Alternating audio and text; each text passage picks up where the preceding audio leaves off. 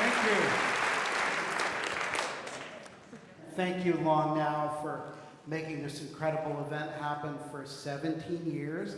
Welcome to the room in which the United Nations Charter was signed in 1945, and to Lost Landscapes 19.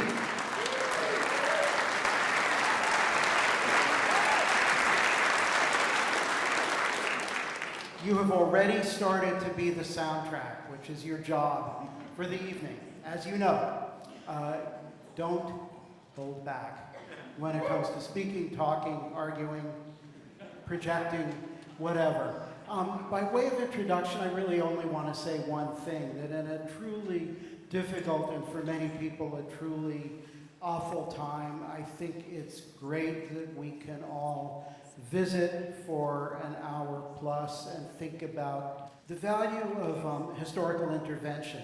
In other words, projecting the past into the present so as to change the future. Take these images, take the ideas that come to you this evening, and do something with them. Have a great screening.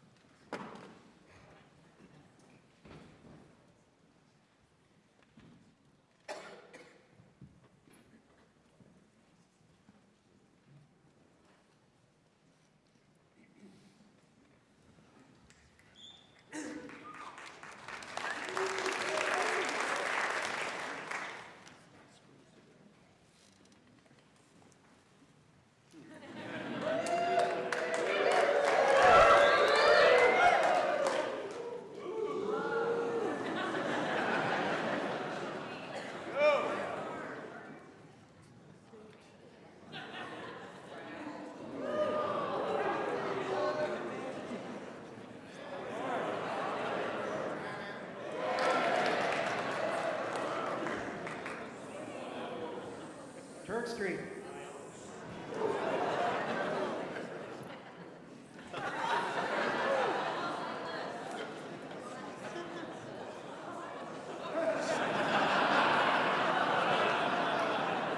That's to get you riled up.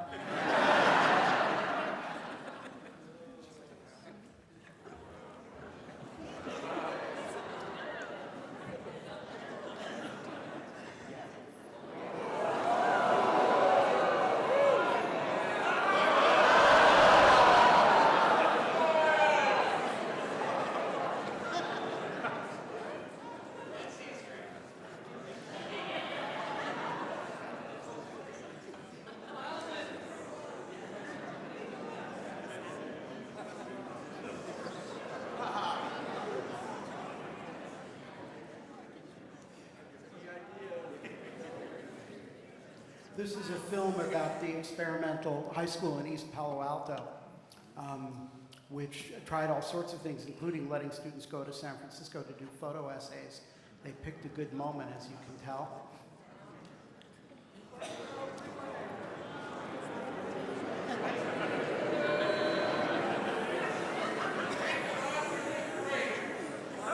No chaperones.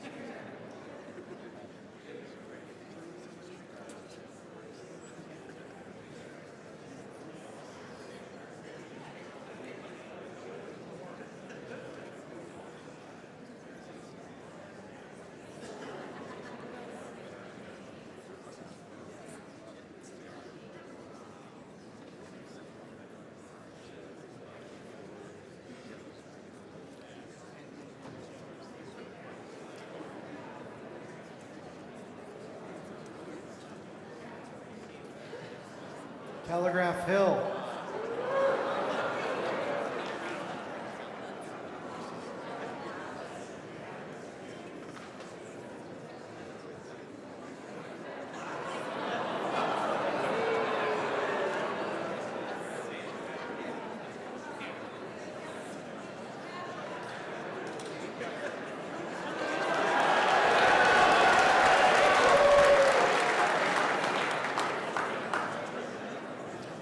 They stopped to shoot the harbor before or after eating. This is all the same film.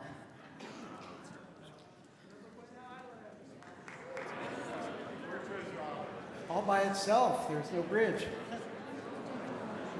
No Treasure Island.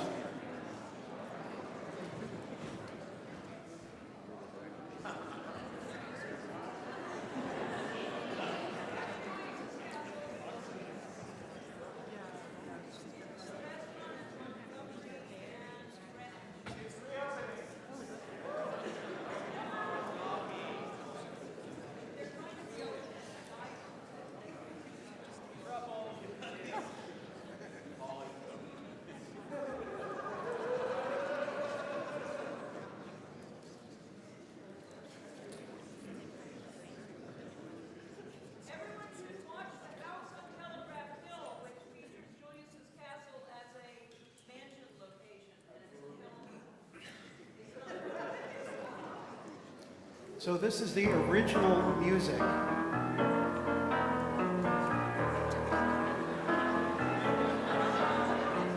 When you're alone and life is making you lonely, you can always go downtown. When you've got worries, all the noise and the hurry seems to help, I know. Downtown, just listen to the music of the traffic in the city. Linger on the sidewalk where the neon signs are pretty. How can you lose? The lights are much brighter there. You can forget all your troubles, forget all your cares. So go downtown. Things will be great when you're downtown. No better place for sure. Downtown, everything's waiting for you. Downtown. Don't hang around and let your problems surround you. There are movie shows. Downtown, maybe you know some little places to go to where they never close. Downtown, just listen to the rhythm of the gentle music before the night is over. Happy again. The lights are much brighter there. You can forget all your troubles, forget all your cares. So go downtown, where all the lights are bright. Downtown, waiting for you tonight. Downtown, you're gonna be alright now.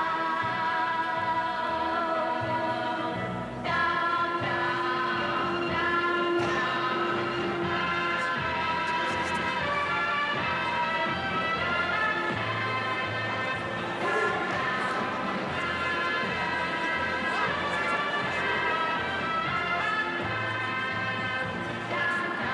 and you may find somebody kind to help and understand you.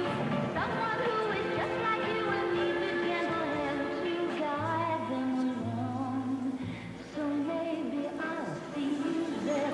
We can forget all our troubles, forget all our cares. So go downtown. Things will be great when you're downtown. Don't wait a minute more. Everything's waiting for you.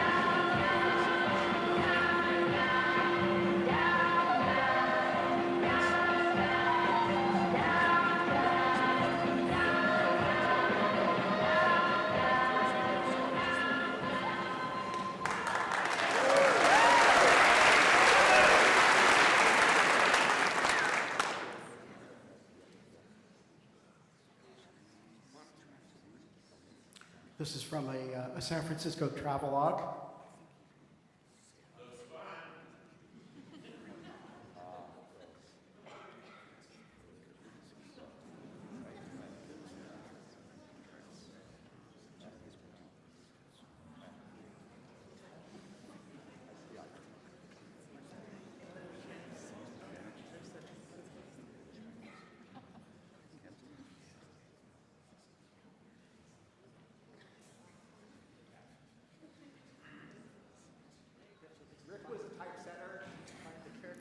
Yeah, an English language typesetter.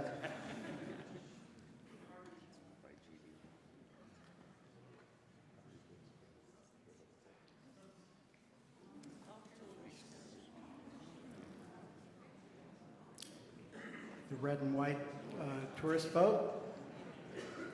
Hey, it's James Gandolfini.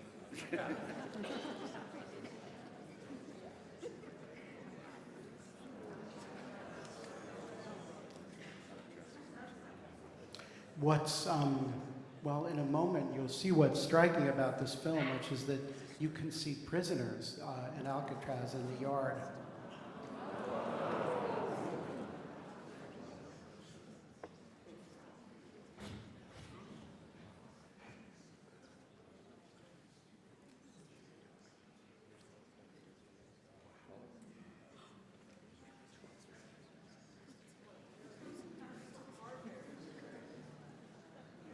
Place to live.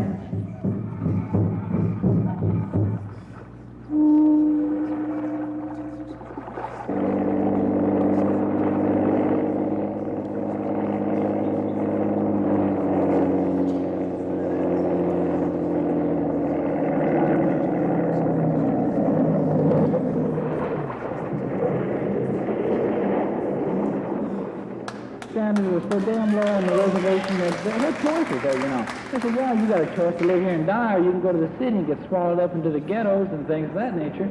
But there's no choice. There's really never been a choice for the American Indian.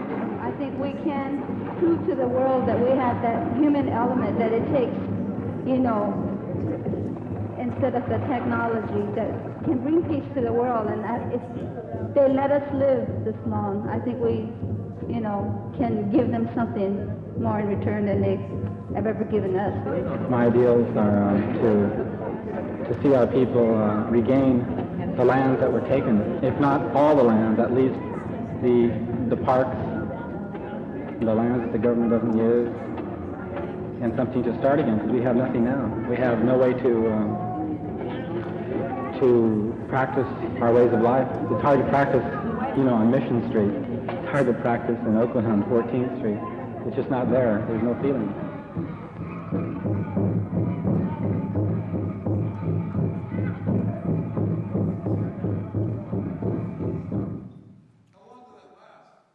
This was an unfinished film. There's not much known about it. It comes from the widow of the maker, Don Zavin, and the sound is very poor because it was not formally mixed. And sometimes it's absent.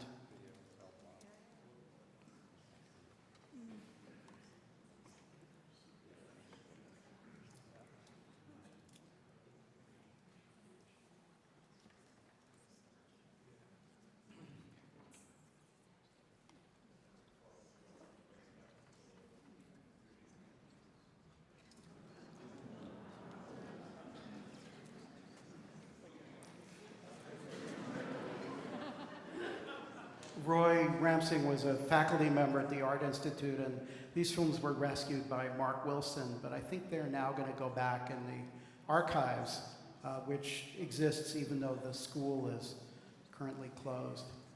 They're about, I don't know, 6 hours of material. We could have looked at much of it, but we're just looking at 2 minutes today.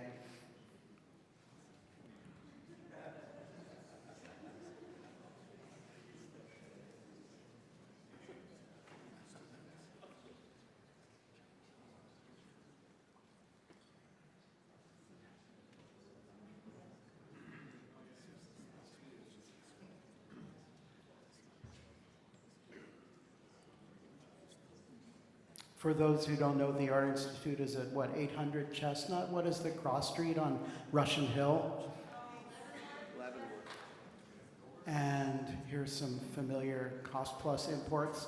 Longshore Hall, the Trips Festival. A little bit of the port.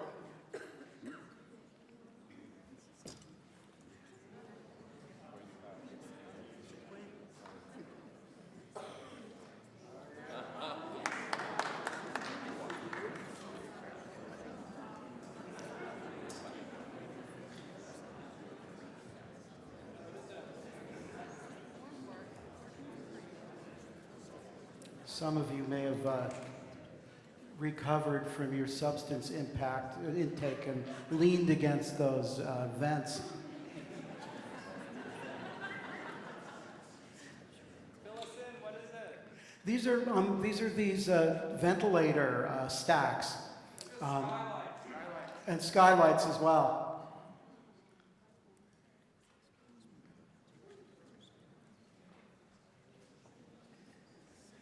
So are these the forms for them? Yes. Precast or form art? Yes, they're forms, aren't they? They're wood.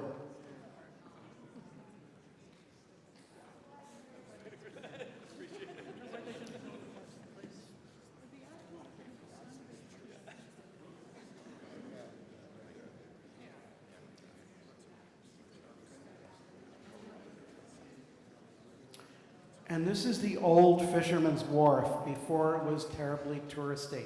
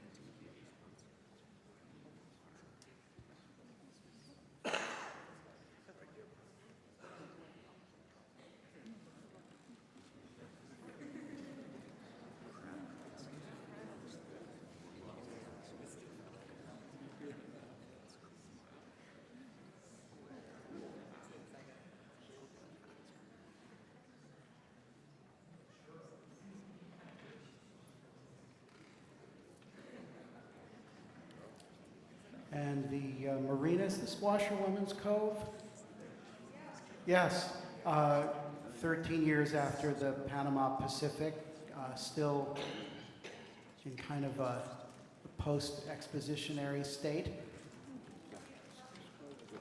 Plenty of, that's right, and no fees. And Chrissy Field.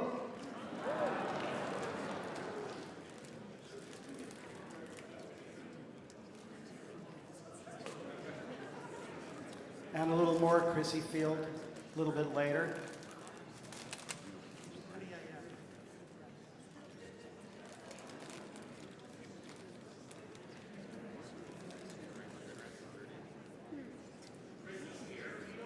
Yes.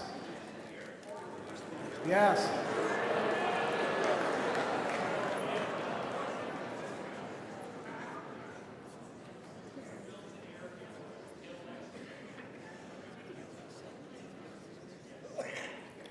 And for the transit nerds in the audience,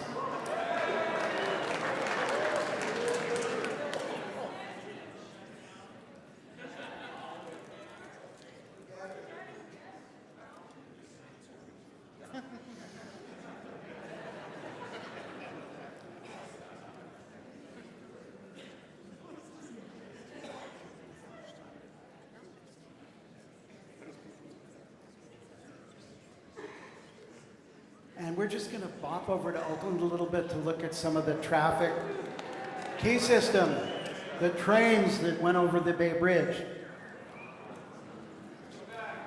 I think this is a transit buffs day.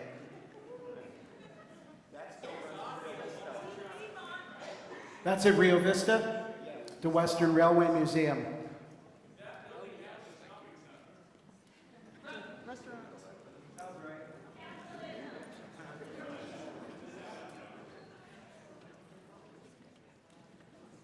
Capitalism and cars killed. Here's a San Francisco train. It happens every weekday morning between the hours of 6:30 and 8:30. in hundreds of thousands of homes all over the country. The last cup of coffee, the snatched briefcase or lunch pail, the short walk to the garage,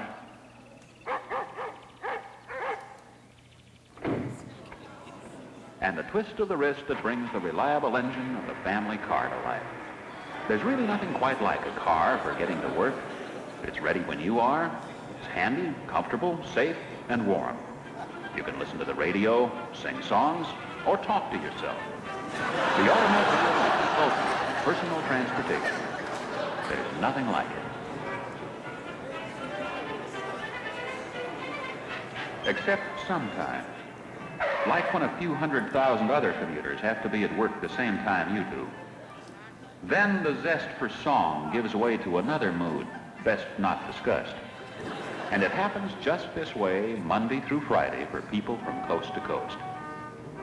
When your speedometer touches zero, all the advantages of personal transportation evaporate, except one. You can still talk to yourself.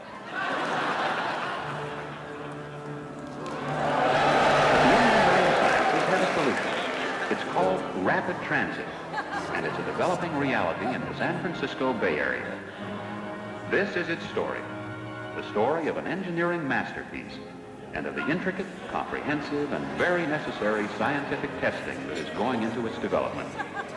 It is the story of how a few 100,000 weekday commuters are on the threshold of solving their transportation problems the easy way by sharing the advantages of transport for tomorrow.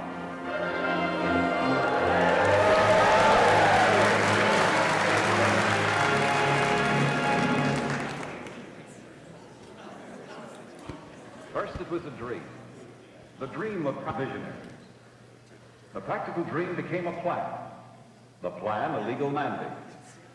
In 1962, the voters told the Bay Area Rapid Transit District to build the dream. One of the most costly and economical dreams ever to be realized. The district began to build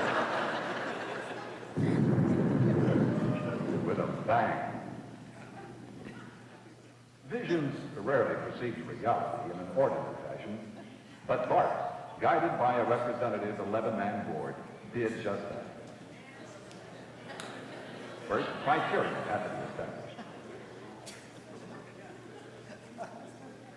A set of high standards, but capable of achievement. There's no straight line of development in building a transit system. Almost everything goes on simultaneously. But there is an added factor in the building of this system. Because, as the President said, such building today is proof that the era of pioneers is not over. Today, hundreds of expert pioneers plan the systematic phases of construction, from the smallest detail to the most complex set of specifications. A painstaking, orderly process of building for the future.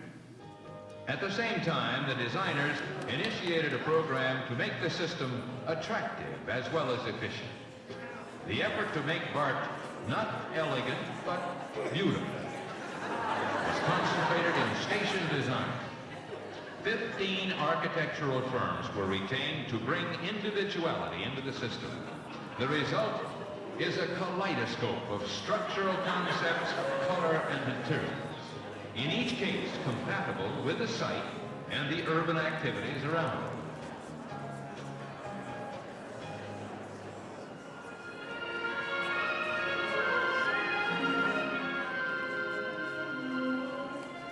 This is Civic Center Station, a handsome effort to bring into the subway environment the stately atmosphere of San Francisco's seat of government, dignified but roomy.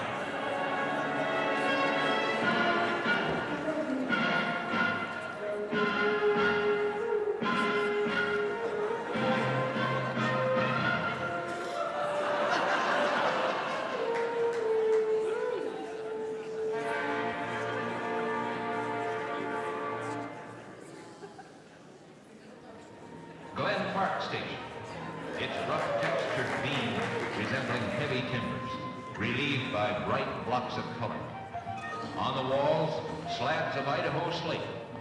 On the concourse level, a huge skylight spans the full length of the station. street station, modernistic, brisk, and businesslike, with super graphics, stainless steel columns, and 8-foot color transparencies for highlights. But the dominant color is white, the brilliant white of walls and ceilings, an attractive backdrop for the dynamic movement of people.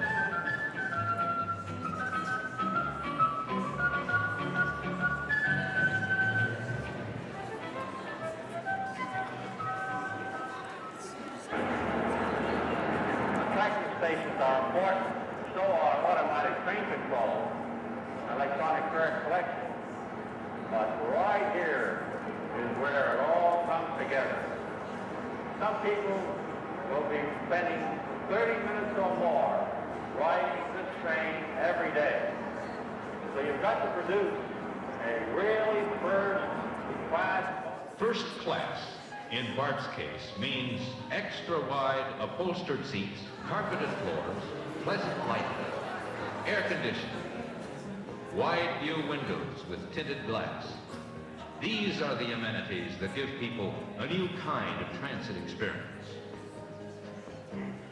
Today, BART is a dynamic part of the Bay Area. It is living proof that a contemporary phenomenon of engineering can bring new life and new energy to an urban community. And this is the Mission District, which was very suspicious of the gentrification that BART would bring. And here's some Halloween art.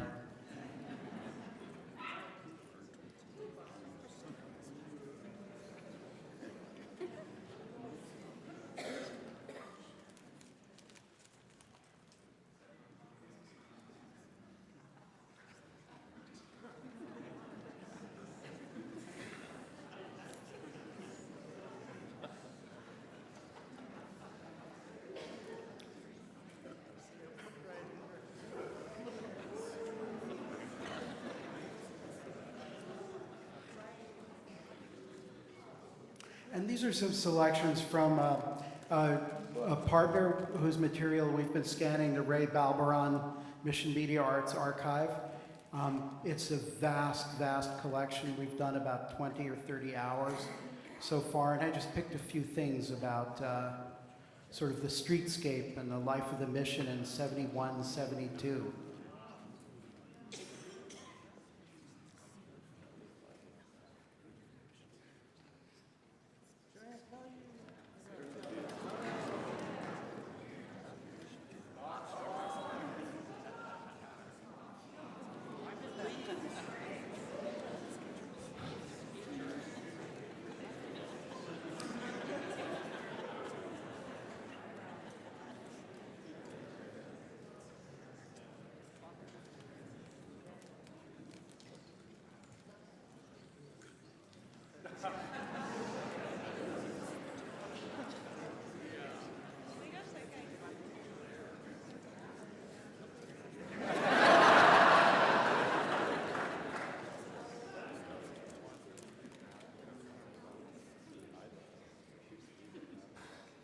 And we're inside the USC or used department store on Mission around 21st, which sells everything. I mean, this goes on. I only used a little bit of it, but it's quite amazing.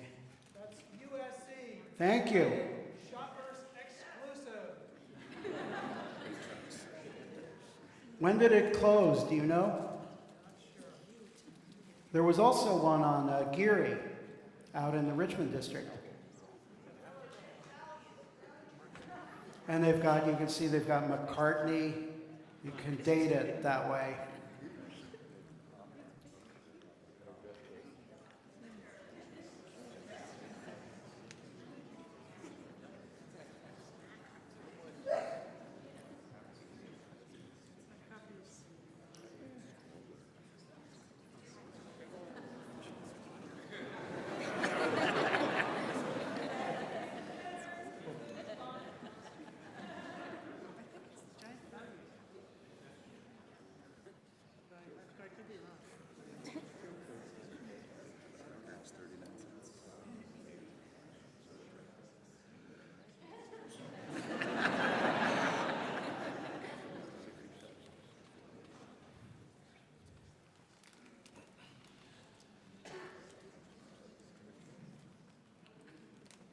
again, 72, 73-ish. They got the new street signs up.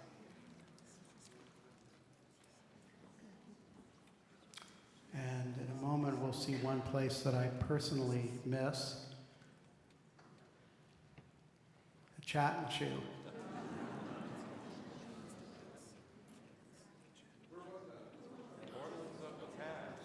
This is about 1936, 37. It's not a great transfer. These are films held by the History Room in the San Francisco Public Library.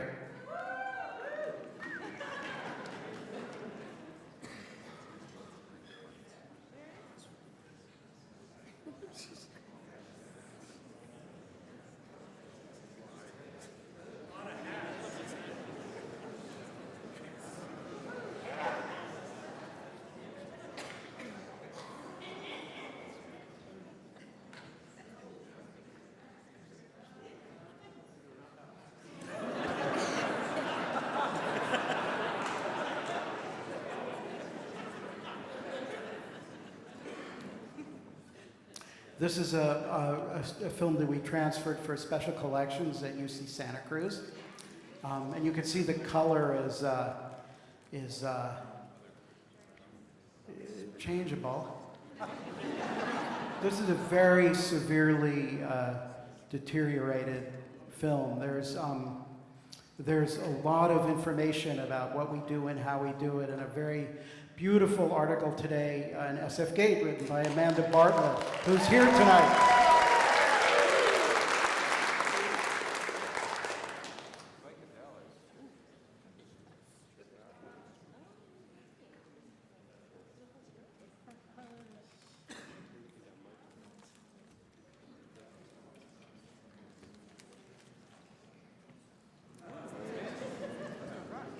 Yeah, that rock.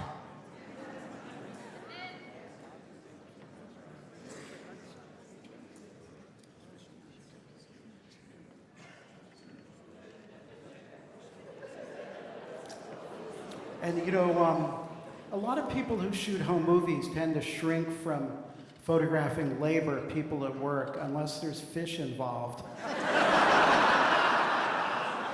I mean, this is like wish fulfillment or fish fulfillment or something. I don't, but I mean, it's quite, you know, it's great to see films that show the dignity of this kind of work.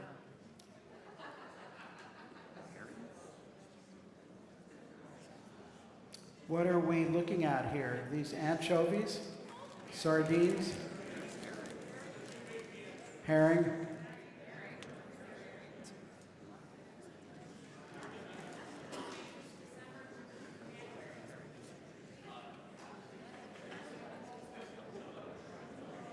Right. Megan points out there's no way you could get a haul like this today because the fisheries are so stressed out.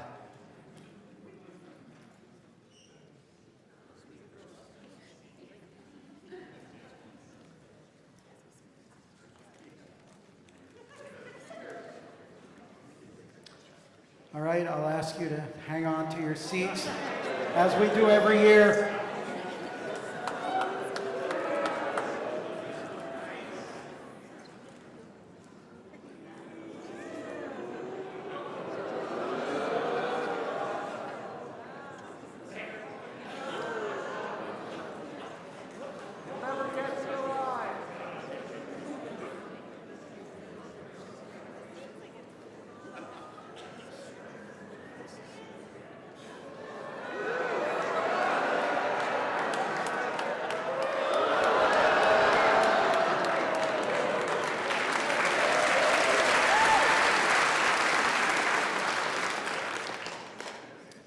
So this film came to us as the Latvian chorus recital in San Francisco, but it's not. It's a gay love story, which I'm excerpting generously, or not, or stingily, because it's quite long.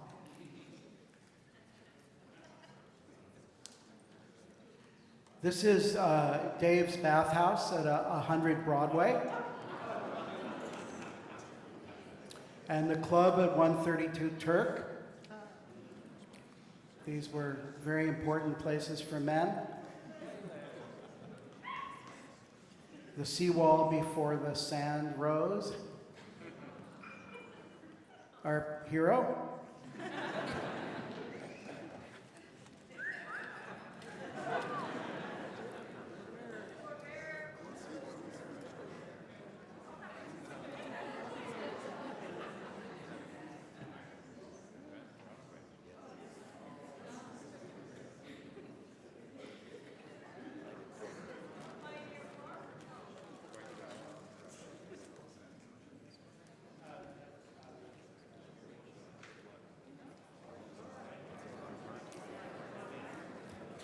Yeah, watch closely.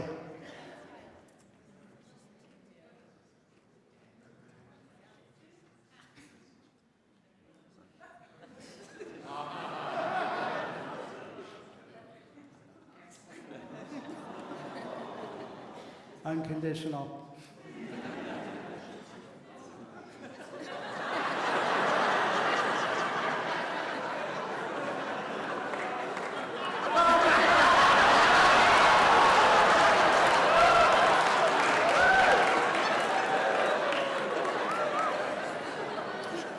You know, when you're editing, you have a window that's like 3 inches wide and you don't see everything.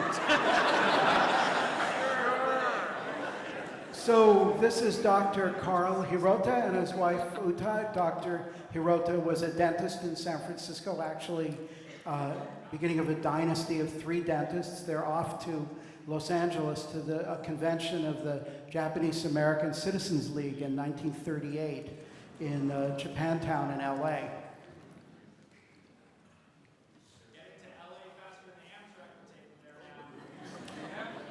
No comment.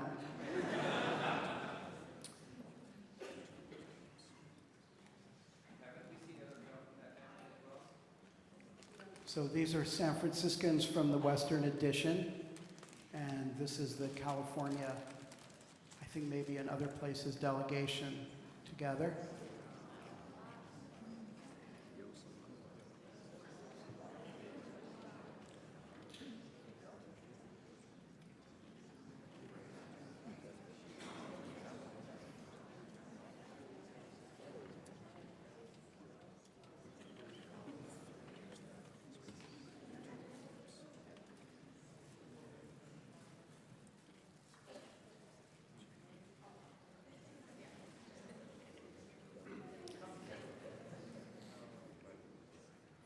And some games.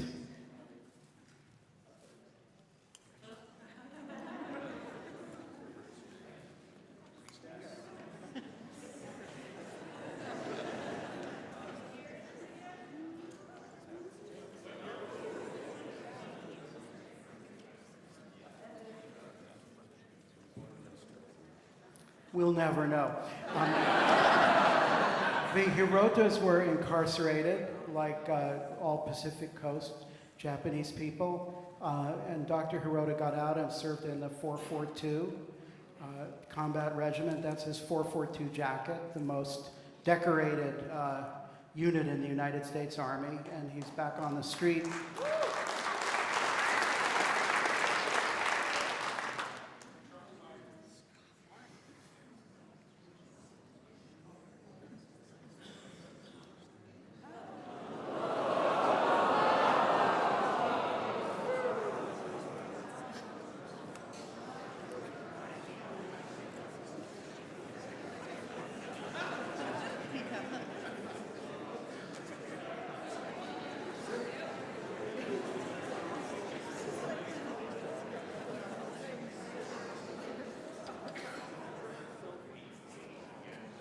This, as you know, is the demolition of the Western Addition as part of the so-called redevelopment project, shot by Zipporah Glass for a film that she was making called Change Her Dress. I think Zipporah's in the audience this evening.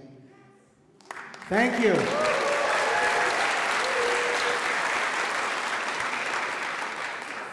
This footage was discovered, brought to the light by San Francisco Heritage, who just at their annual event did a piece on this and also a tribute to the houses that were saved. So it's a story that hurt many and helped a few. So in 1979, support you. If you have anything to say about this, a few houses were saved and moved. There are photographs in the library. It looks like a moonscape of that whole area.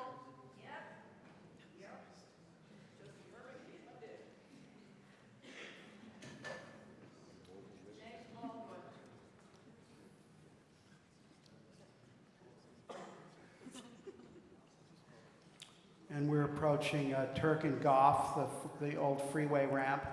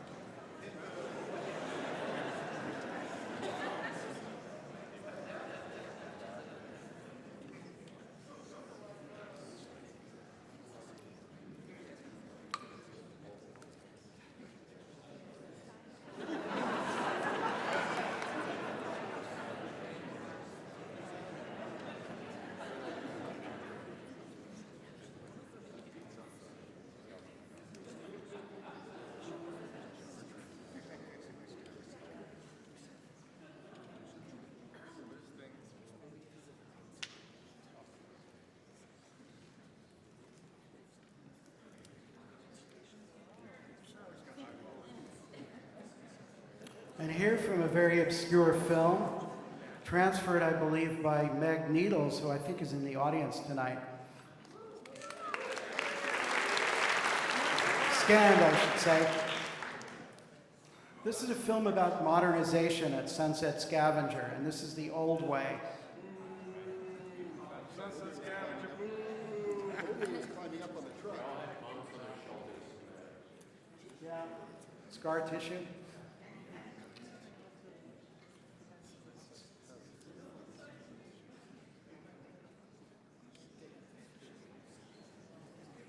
Here's the executives.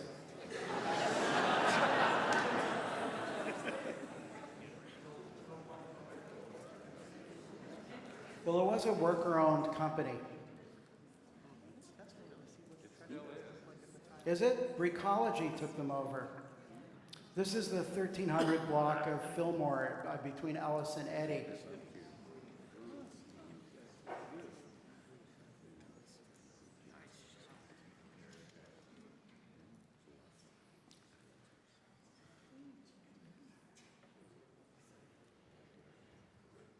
And I thought you would enjoy a few shots showing the technological modernization at work.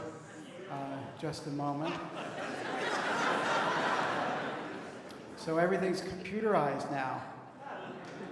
There's printouts.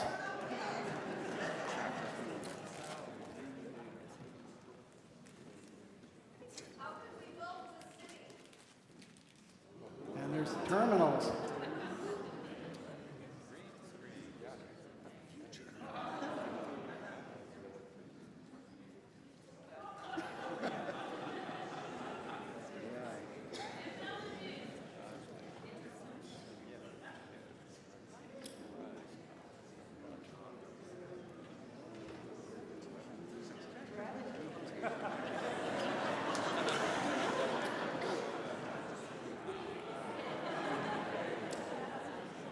This is from California Revealed, a really wonderful digital archives made available through from San Francisco Public Library. I sometimes think the best thing about this film is actually the title, but there's still some wonderful images here. It's an extremely long film. We're being a little modest here.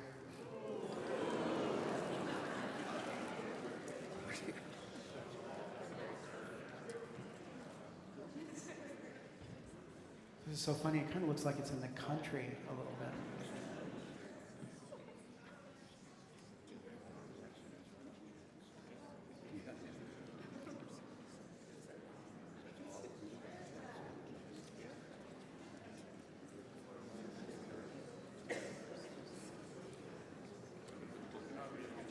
And again, 1956.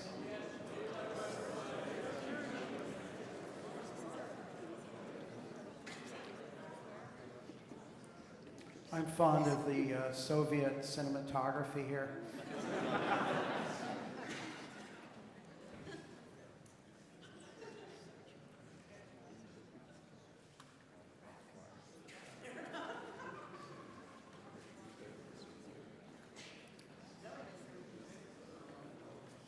We saw Veterans Cab, which only in the last few years did it change its paint scheme.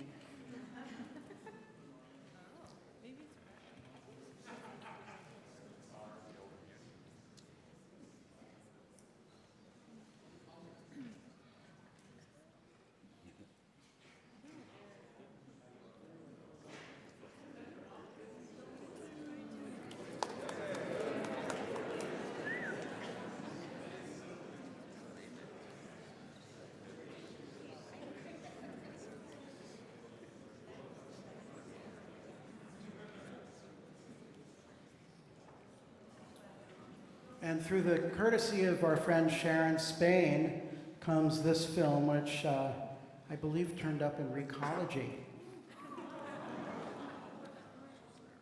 Maybe somebody knows this family and we can get them their home movies back.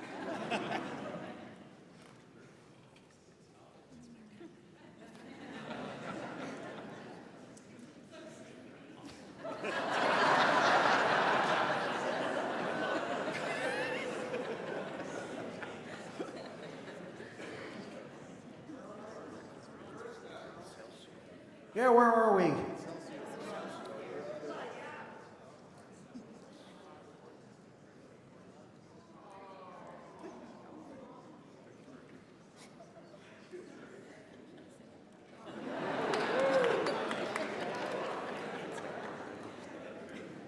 Well, this is Ocean Avenue, isn't it? And a beautiful rainy shot.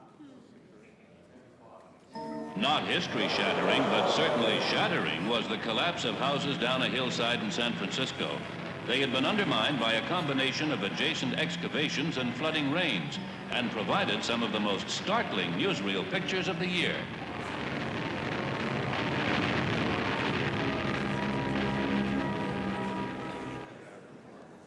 Now, this is not San Francisco, but it's where San Francisco gets its food. And I wanted us to look at these women and what they do for just a minute.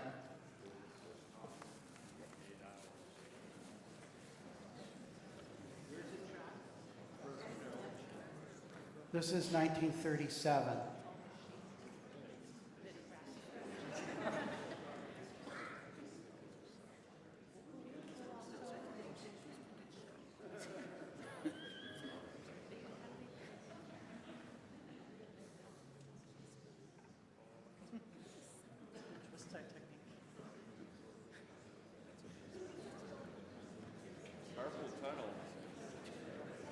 Chocolates, Lucy, eat the chocolates.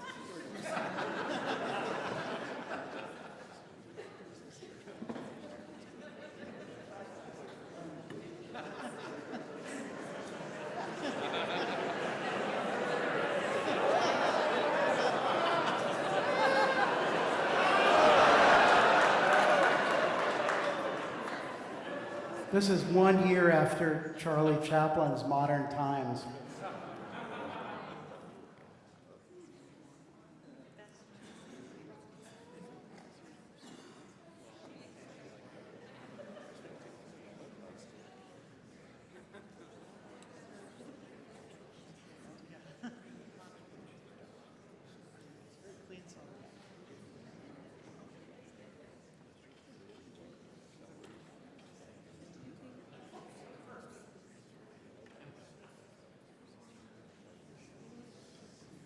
Packing lettuce under armed guard.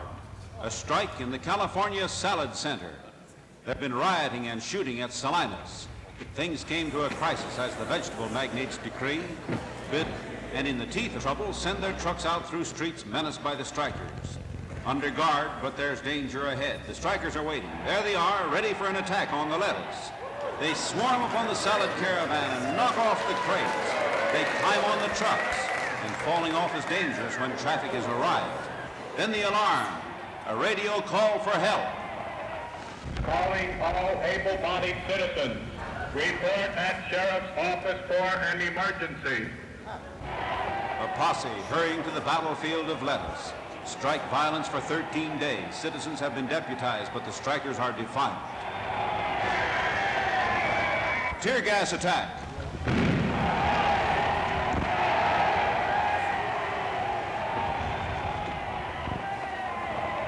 A gas bomb goes rolling, a reek of acrid fumes.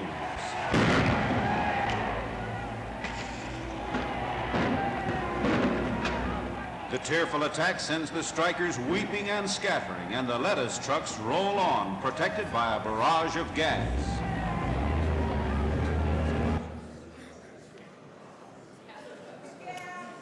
The World's Fair. This is your life.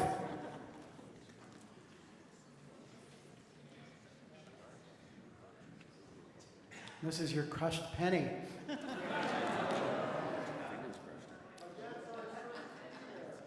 I'd like to know more about the TV pavilion.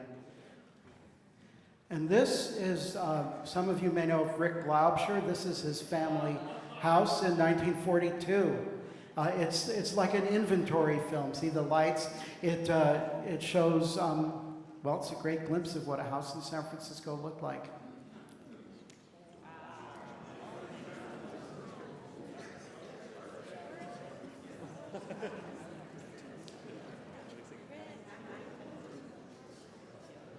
Did you enhance these much, Rick? I'm sorry? Did you enhance these at all? No. This is Kodachrome, which retains its color. Our able scanners did what they could to bring the color out, but it's all on the film.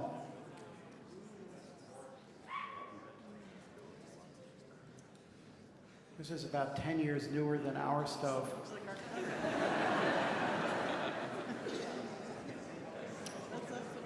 I love this visible storage. And we have a radio amateur in the family.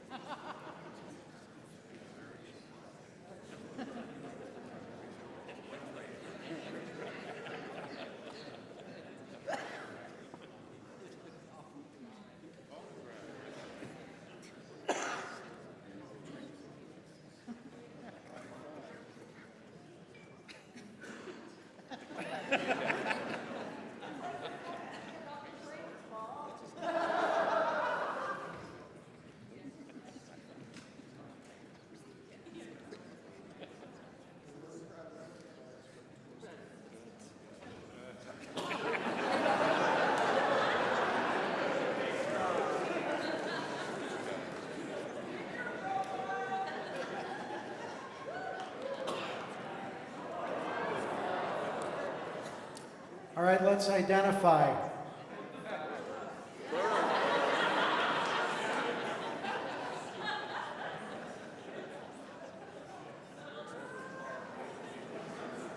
So I think the message here is that many of these species are no longer at Lake Merritt.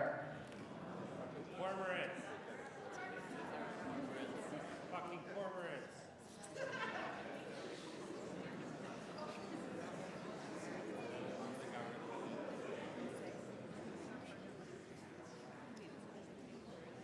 This is the old style, male-driven bird banding.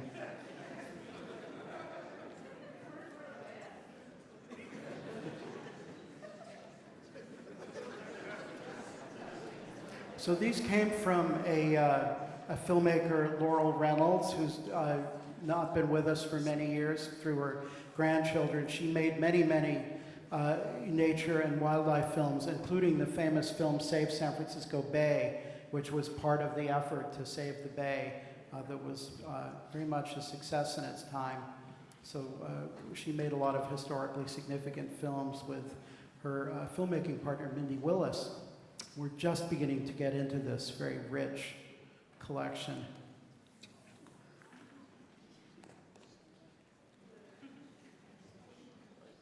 Why are they banning the ducks? They're, I'll tell you in a second. Yeah, it's to keep track of the population when that bird turns up or is found somewhere else. Its patterns of migration and movement can be studied. This is a film news release about a building you will all know, those curved buildings, and they made a time capsule. Fortunately, we don't have the sound.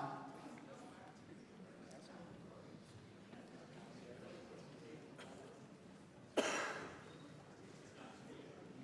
the time capsule still there? Almost looks like Herb Cain. Is the capsule still there?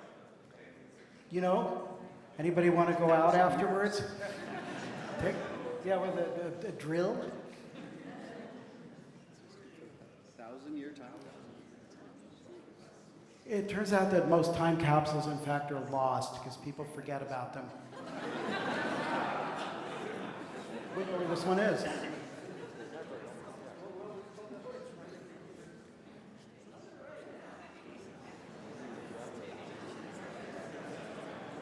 I think that's going to be well, into sea level rise.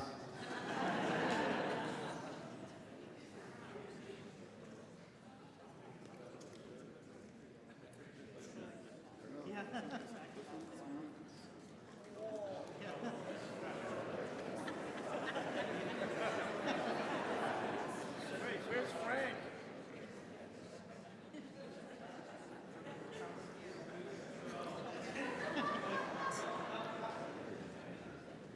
And this is our last family visit tonight. This is the G family. We've seen them before. They started out in Chinatown and moved to the Richmond district in the mid-50s. Dr. G was instrumental in founding the On Lock Health Center. And these are some of his children. One of them, Kathy G, will be at the screening tomorrow. But they shot wonderful home movies of life in Chinatown and then out in the avenues. And I pulled a few things we haven't seen before.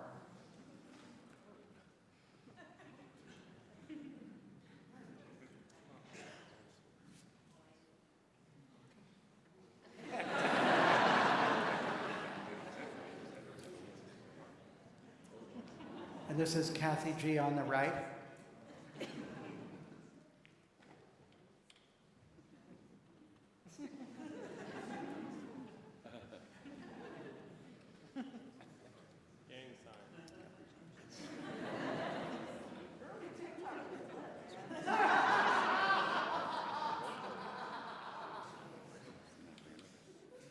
Is this TikTok?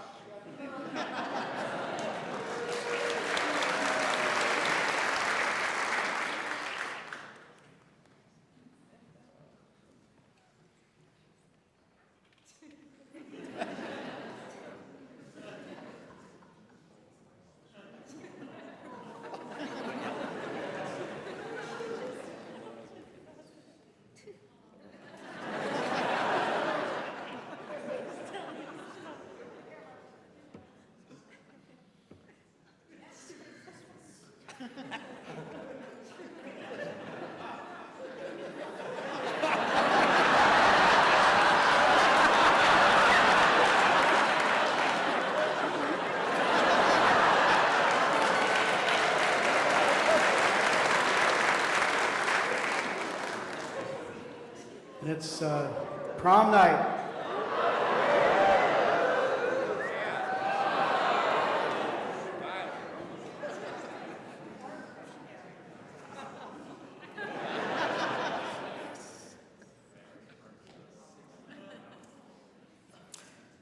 this is 34th Avenue, Kirkham to Lawton, but I'm showing it to you because there's dunes. The dunes are still there. This is, I think, a block of Rousseau houses, if I'm not mistaken, and it's Easter Sunday.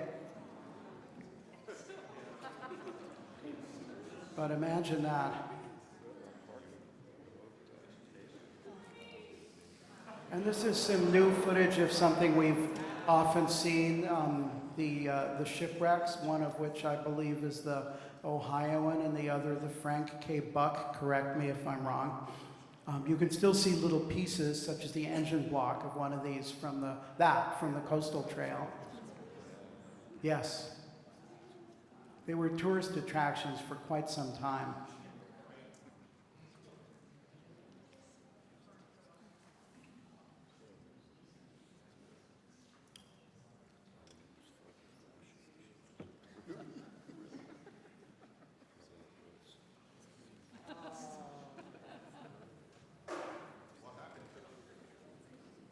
I think they were caught up for scrap, right? The Western Neighborhoods Project has some excellent... Yeah, by the way, shout out to Western Neighborhoods. I think they're here this evening. They have some excellent pages on their rich website about this. And we have the wheel from the Ohioan. There you go.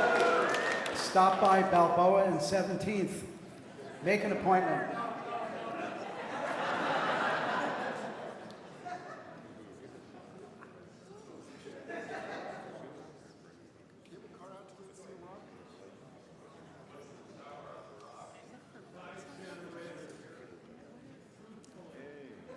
And the Cliff House, the very early Cliff House.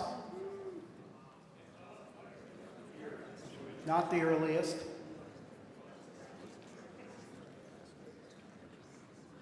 This is late 20s. This is also late 20s.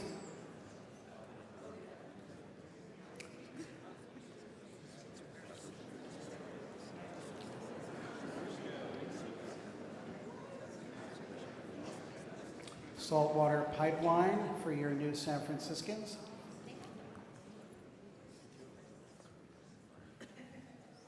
To Sutro Heights. Fake rocks. Fake rocks even then.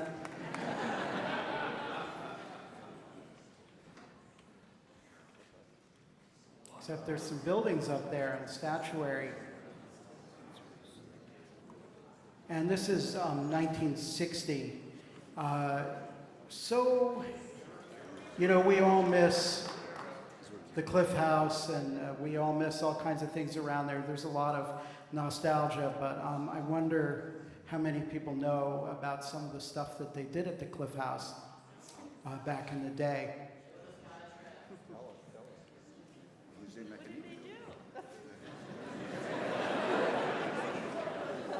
Well, my timing's all off here. Seal Rocks.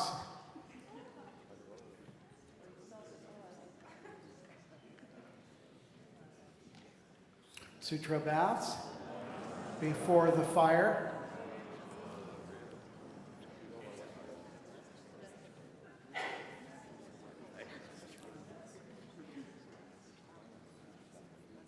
They did exhibitions of the California missions in replica.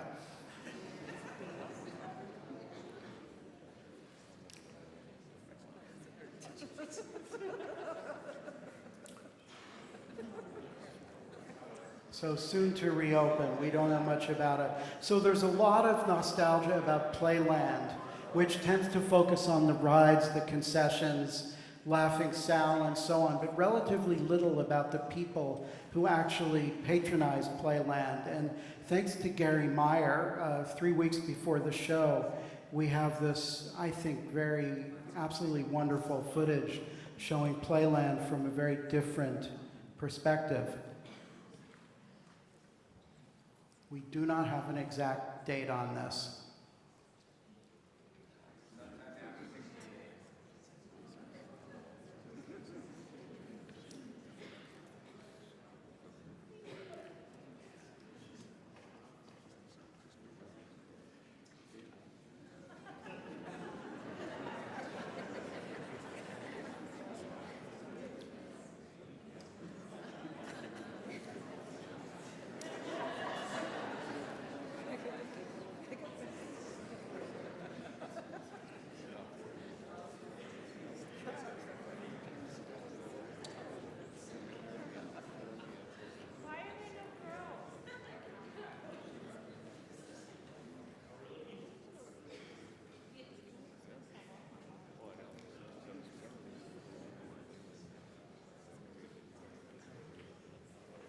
Somebody said, why were there no girls? I think Playland had gotten kind of a tough reputation in the last years. There's a few. Funhouse.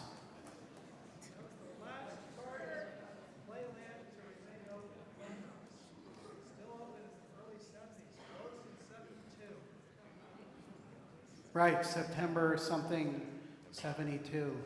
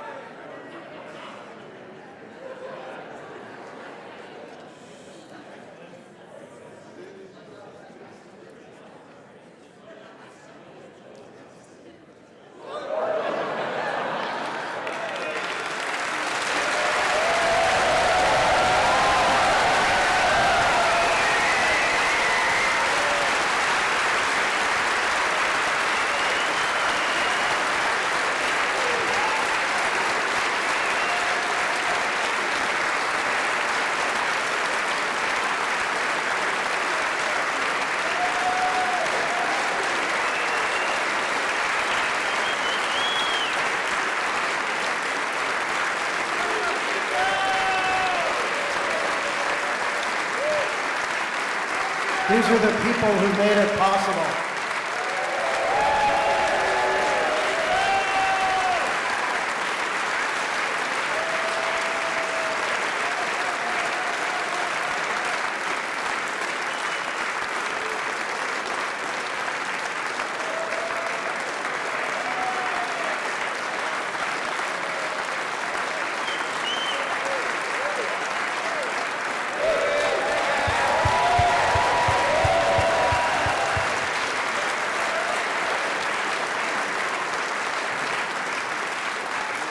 Thank you, everybody, and special thanks to our patrons who donated to support the library, which is here to serve you all.